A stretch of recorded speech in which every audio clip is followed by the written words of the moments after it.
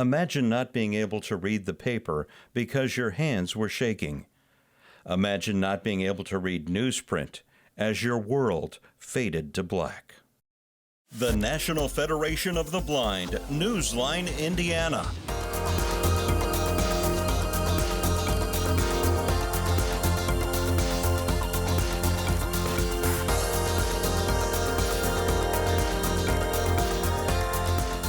With your host, Lee Martin, and co-host, Florence Myers-McSwine. We want to welcome you all back to the National Federation of the Blind Newsline show. And today, as always, we seem to have just great guests, wouldn't you say, Florence? Yes, sir, we do. And there's so much to talk about with this guest, but there's also so much to talk about with the National Federation of the Blind Newsline free audio service. Florence, would you talk a little bit about that for us? Surely. The National Federation of the Blind Newsline is a free audio information service for the blind and print challenged. It gives us access to newspapers, magazines, TV guide listings, Walmart, Target circulars. It gives us breaking news, information on job listings. It gives us a lot of information. And there's various ways that we use, that we actually access this service, Lee. I prefer using my iPhone. Some people prefer using their Androids, their landline phone, computers.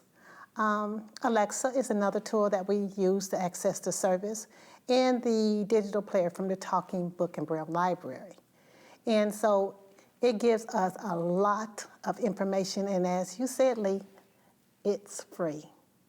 Yep, and it's free, and that's a great key. One thing, as Florence indicated, there's multiple publications, over 500, and also those international publications that we also read. There's some improvements with the service as well, some advancements. One is with the weather alerts that we have. That's a great advancement in that. Also, with the app that we have, there's a great advancement with the new app that we have. Now individuals can use the KNFB Reader for free with the NFB Newsline service. And the KNFB Reader allows someone to take their phone and read documents, file your documents, and also store and come back to your documents. So there's a lot of things that you can do and a lot of improvements with the service.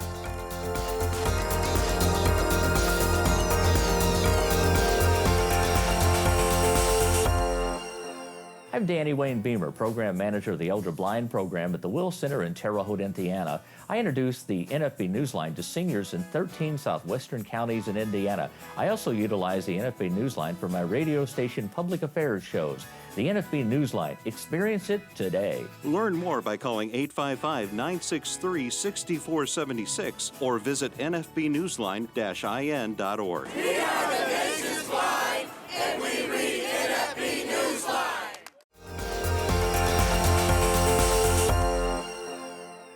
Welcome back to this week's National Federation of the Blind Newsline Indiana show. And we have a very special guest today, as Lee mentioned earlier. We have Miss Antonisha Hoskins. Hello. And Antonisha. Yes, ma'am. Welcome to our show. Thank you. And now, you prefer us calling you Antonisha, or is there? T is fine. T is fine? Yes.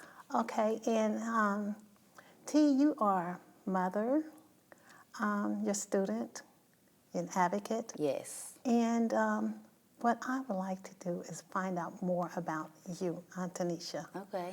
So tell us a little bit about you.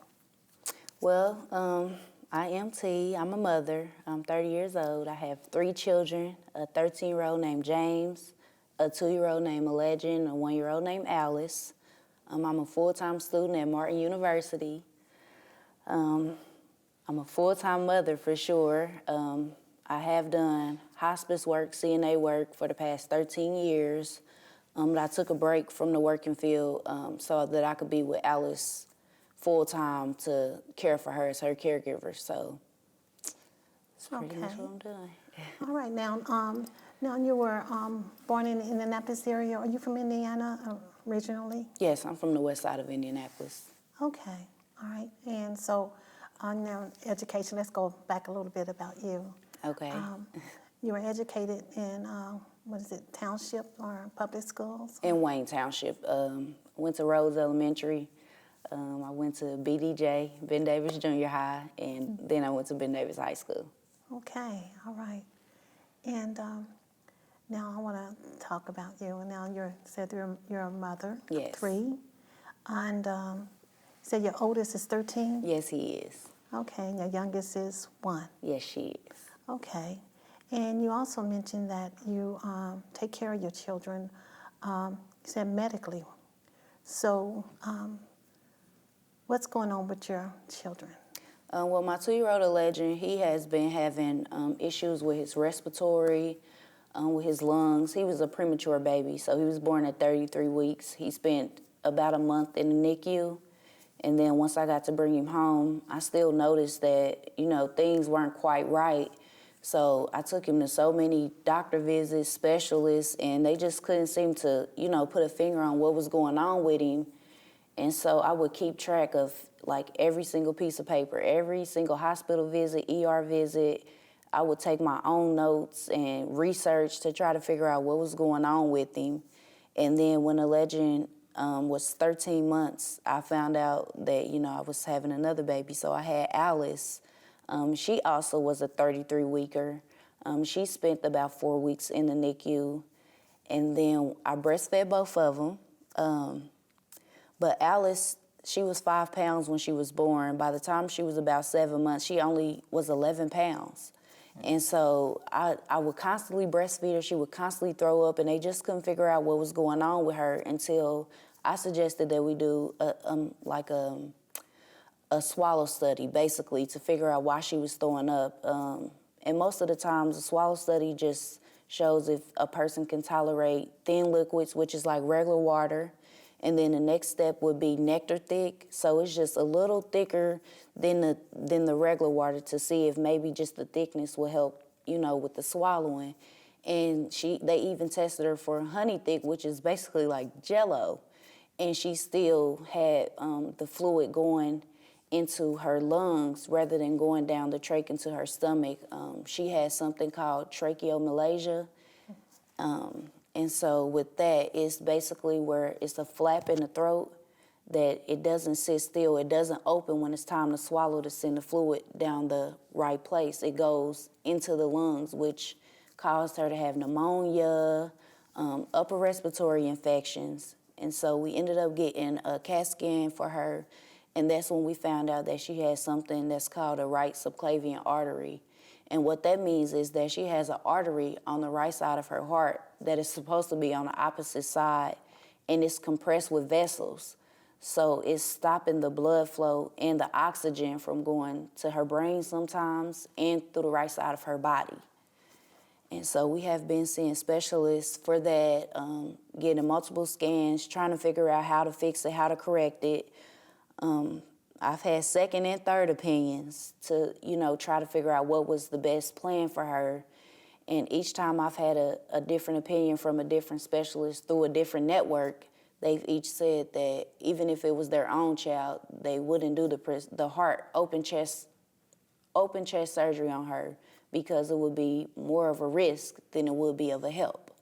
So I've had different meetings with different doctors to make different plans to keep her safest, which is why now she has a feeding tube. She has a G-tube inserted in her stomach. She doesn't take anything by mouth, so she get her meds. She doesn't eat solid foods, and most 1-year-olds are, on their way to a sippy cup, eating mashed potatoes, or she hasn't had the luxury of any of those things just as of yet. So right now she just gets Pediasure through her feeding tube every 4 hours, and she gets her meds, and that's the plan. So this particular complication with your 1-year-old, is it something that's so this is different or something that do they have many studies on it, or you know? From what I've read about and from what I've been told is that it's a rare condition. Most of the time, the few cases that they have had of children that have had what she has, they have been able to do the open chest surgery or open heart surgery to fix it, to correct it. However, the placement where the vessel was ending on Alice is conjoined to the muscles in her arm. So basically, and she has a bleeding disorder, which is called von Willebrand's, which when she has surgeries and stuff, she has to have a certain medicine before the surgery and after because she has internal bleeding. Or in her case, sometimes we could get a simple paper cut and it'll heal up in a couple days, whereas if Alice had a paper cut, she will bleed. And so then that leads to, you know, having to get a blood transfusion and things like that, or a simple nosebleed for us, which lasts a couple minutes, we could get it to stop. Alice and the legend both have the von Willebrand's disease. So sometimes their nose bleeds for about 10 to 15 minutes. And so that's why the cardiologist said that it wouldn't be a good idea to do the procedure because of the risk of the blood loss and not being able to recover from it. And she also has had multiple, you know, cases of pneumonia to where her lungs have some scarring on them. And in order for any procedure for a person to go under, they have to be healthy enough to get through the surgery and to heal from it. And her lungs are not well because of the pneumonia and because of the upper respiratory infections, that it's not safe to put her under because of that. Mother. Well, that puts a great, I want to say, strain on you in a way, but it seems as though you've accepted it, and you're moving forward as an advocate for your child. Earlier on in our conversation, you said that you do a lot of research. Yes. And prior to speaking with the physicians and doctors. So encourage other people to do that. Let them know the benefits of that as a mother. Well, most of the time, when there's something going on with your child, I have a 2-year-old and a 1-year-old, so they can't tell me the specifics of what's hurting, what's wrong, where their pain is, or how severe it is. So I go off of my motherly instinct most of the time. I know a pain cry, I know a hungry cry, and I know a hurt cry. And then the difference in those 3 cries lets me know of how to deal with each situation. So most of the time when you go to an emergency room, their basis is to deal with that emergency at the moment, not the long-term issues, just what's going on, how to fix it, how to get you stable, and how to get you out. Well, in my case, when I go in, I don't want for my kids to be looked at as just the case. I want them to look at my kids individually. This is their background. I take vitals. I know their respirations. I know their temperatures. Anything that the doctor needs to know, I know from the time we left the house to when we get there, and I report any changes. I make sure that I let them know about my child's history, not just the symptoms, but about my child's history, because in certain cases, because of my kids' health issues, you can't treat them like you would treat a healthy 2-year-old or a healthy 1-year-old because they have different needs. And so I make sure that I voice that to the doctors, and I'm not a mother that would just, oh, we in the emergency room, I'm tired of being here. We're gonna sit. And if you send me home and I don't feel like it's right, I'm gonna go somewhere else. And I have done that plenty of times until I feel comfortable with my child's stability, with their health, till I feel like it's okay, I'll continue to go. And I keep the paperwork. I have a bag just with their ER visits. And every time I go, this is the rundown, this is what it's been, these are their symptoms.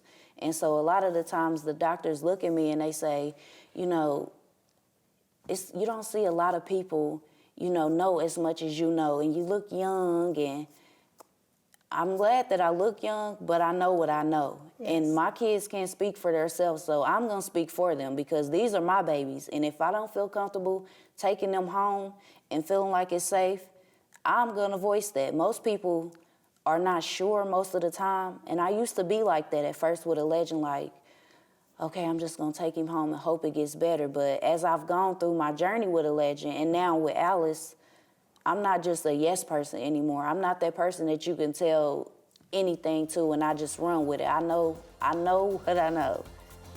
Okay.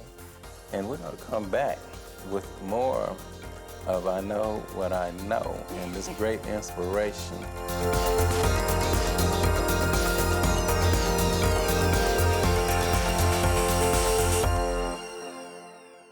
If you or someone you know is visually impaired or print challenged, the National Federation of the Blind has a resource you need. I am a CFP practitioner, and I happen to be blind. I rely on NFB Newsline to keep me current with Wall Street Journal and the Financial Times. Hoosiers can hear Indiana magazines, circulars, national magazines, and information from across the globe. Learn more by calling 855-963-6476 or visit nfbnewsline-in.org.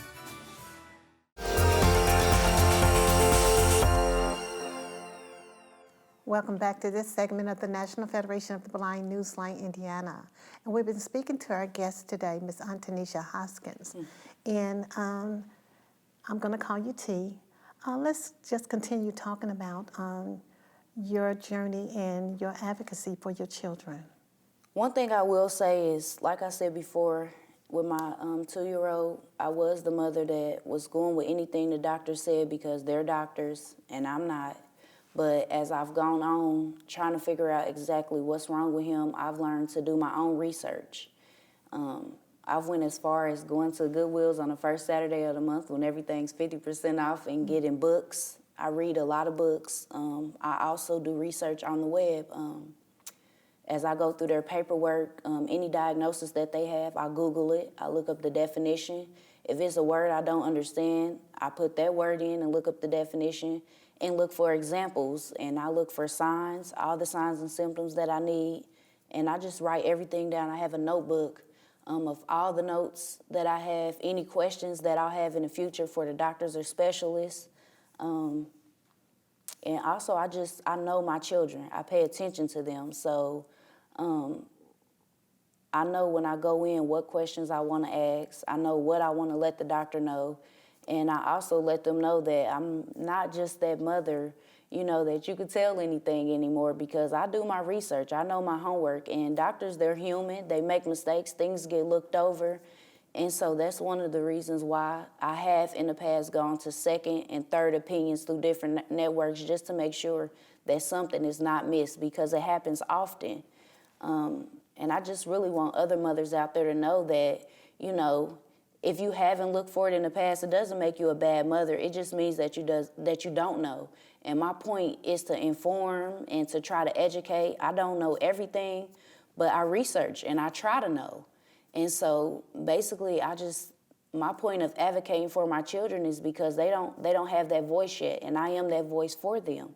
And it's been kind of tough, trying to balance everything.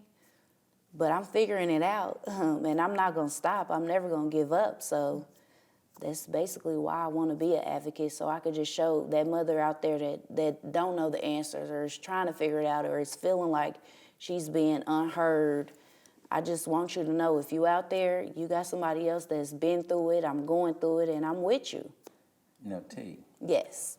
let's move to your oldest son.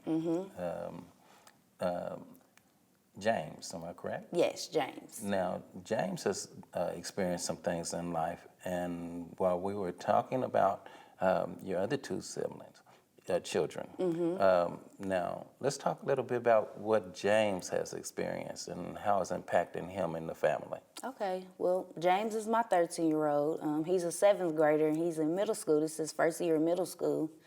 In 2006, James' father was murdered. On March 23rd, 2006, I'll never forget it. That has been a struggle for us, trying to grieve through that. Grief does not have a time limit, and people grieve in many different ways, and maybe my grief is keeping myself busy, trying to learn, but James, as a young black boy, losing his father, not having that guidance anymore, not having that fatherly figure anymore. A lot of times you hear people say, oh, I'm angry because I don't have my dad, or my mom wasn't there, or, you know, people whose parents have been drug addicts or anything. You hear about how life has been so bad without them. So I try to change that void. I don't let us drown in our circumstance. It was a terrible situation that happened because James's father was an excellent man. He was an excellent father, and he didn't miss a beat. And so now that beat is gone, it makes my load heavier because I have this son that's a teenage boy, and in the times that we live in now, it's easy to be manipulated, or it's easy to go down the wrong track. And he has been through something as far as his father being murdered that would be an easy excuse for him to mess up. But I talk to my son, and I let him know, you know, even though your father is not here in the flesh, he's always in your heart. And we have to think about things and go through things and use our circumstance to make things better, not use them as an excuse to just give up. So James, since his father has been gone, it'll be 7 years coming up. He has been an honor roll student. He plays football. He is a really humble person. And I think the experience with losing his father, it made our bond closer. Because I'm a mother, so I could just tell him what I know, what I've seen as a young girl growing up on the West Side, but I can't tell him what it's like to be a young boy growing up to be a black man. I have talks with James, you know, as far as if he has an encounter with the police, you know, how to react, what to react to. I also talk to James a lot about the situation because nowadays it's easy to have access to guns. It's easy to be mad about a situation and, you know, throw your life away in a blink of an eye. So we have those talks. It's hard to get him to open up about it, about the death of his father. Mm-hmm. But I think him doing the right thing and being that honor roll student and being that son and I always give him affirmation and I always tell him, like, you know, I'm so blessed to have you as my child. Like, sometimes I don't think he understands it because for him to be a 13-year-old boy, he's strong. He stepped up. He's a wonderful big brother. He even, when I go through the CPR classes for the younger kids, he's took those CPR classes. When I first had a Legend, it's a 10-year gap between them. He went through the sleep class with me. And then when Alice got her feeding tube, he went through the training so he could learn how to feed, you know, just to help me, because sometimes it does get overwhelming, but it's a good thing to have him as my backup. Like, he's really my right hand, and I'm his left, so. All right, now, Antonisha. Yes. I am listening to you, and I'm so blown away. What motivates you? Where does your strength come from? Honestly, my strength comes from my faith. We have faith. I instill God in my children because I feel like, and I know in my heart, that that's what's keeping us. And also my children. I know that nobody will take care of them like I do. And so when I want to give up, they're the reason that I don't. When I'm having a bad day, they turn it good. That's honestly my children. They motivate me. They make me want to be a better person, a better woman, a better mother. They do that for me, and it's all because of God. Right. Now, you have carried been through so many journeys in this life of yours, and like you're still a young woman. I am. And so, with all the challenges that you've had in life. You want to be an inspiration and an advocate, and that you have been, and I see you raising your children to be the same. Mm-hmm. So there's other things that you have aspired to do in this life and time, and you mentioned to us about what you're doing for your daughter right now. Mm-hmm. You want to share with us some of the things that you're doing to keep her name out there? Well, I started a lip gloss line. It's called Alley Bay Lips. I hand make the lip gloss with organic products as far as coconut oil, olive oil. I use things of that nature so they're completely safe. And I also have started a t-shirt line for Alice. It's just little sayings, little quotes. For example, hashtag the alleyway, hashtag the fly dresser because I keep her fly. And then my favorite one is, it's from a church song, This Means War. It's a quote, it says, you can't have my family, you can't have my increase, and you can't have my breakthrough. And that's basically just, I like that quote because it just goes to show that no matter what we go through, we keep pushing forward, and it means war because we're gonna fight to the end. Wow, so as a single parent, you faced some unique circumstances, and you provided a healthy and happy environment with positive outcomes so far for your children. And you're also a student. Let's mention that one more time. You're a student where? At Martin University. Okay, and how long have you been there? I started in the summer of 2019. And what is your field of study, T? I'm studying addiction counseling. Wow. So there you have it in a nutshell, basically. You know, so here you got a great mom that's been through so much. And with violences and homicides in our city right now, twice the amount of homicides as it's been from last year so far this year. And we're just in February. Right, I read that. So you've already mentioned about putting the guns down. And you shared in the grief of being a mom and your son and your family. And I like the point that you said grief has no ending. No time limit. No time limit. That's right. Wow. So if you would just look into the camera and give us a closing remark of what you feel. Just once again, your heartfelt emotion on a capsule of what you just shared with us. Would you look into the camera and just give somebody some inspiration? To any of the victims out there, I don't want to say I'm a victim, I am a survivor. Because it's a lot of people that go through a lot of things, and some people fall short to their circumstances. But if you have been a victim or have taken a loss, I know how it feels. I won't say I know exactly what you're going through because I don't, but I know how it feels to lose someone to violence. I've lost a brother, I've lost my son's father, and I'm still standing. And to those who are on the other side of the crime, I know that there is a God, and I wish that you would know him and have a change of heart, because not only are you affecting the person who's on the other end of that violence, you're affecting your life, your family life, their family's life. It's too many people affected by one person's bad choice.